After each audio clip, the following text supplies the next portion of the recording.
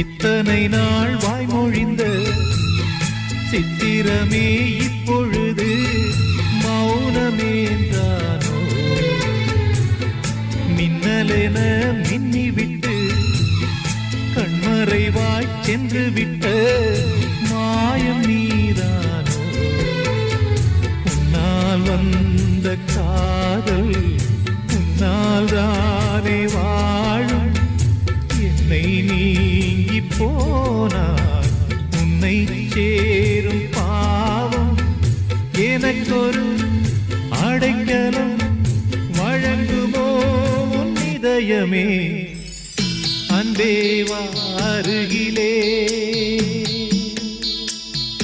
என் வாசல் வழியிலே